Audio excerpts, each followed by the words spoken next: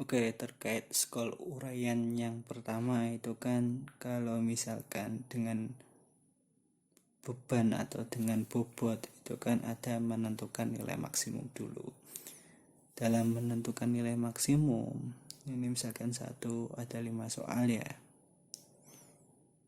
Karena ini dengan bobot, ini kita harus membedakan dulu. Jadi guru harus membedakan mana soal tipe mudah, mana soal tipe sedang, mana soal tipe sulit.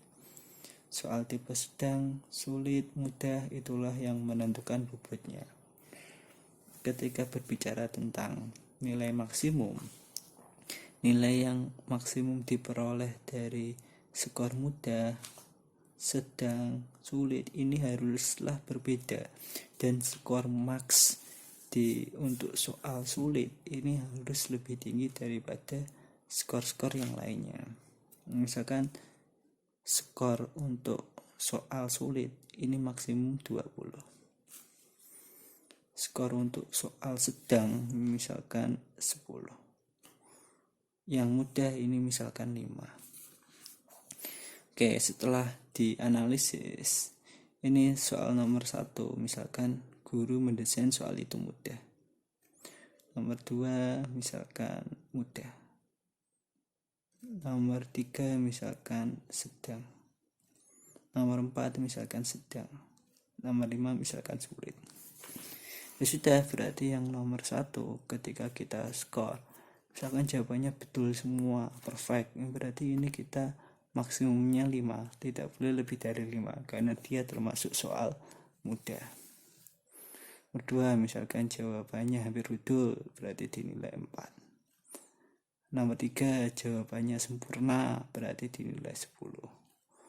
Nomor 4 dia salah semua, jawaban bonus 1. Nomor 5 jawabannya sangat sempurna, misalkan kita nilai 20. Nah, ini berarti skor total yang diperoleh 20, 30, 40. Nah, 40. Nah, untuk mengkonvert skor ini ke nilai sama seperti tadi. Berarti kan ketika berbicara nilai itu ada kriteria 0 sampai 4. Ada juga 0 sampai 10, ada juga 0 sampai 100 dan huruf. Nah, kalau huruf ini enggak perlu hitung-hitungan ya. Jadi huruf ini dapat diperoleh dari nilai-nilai sebelumnya.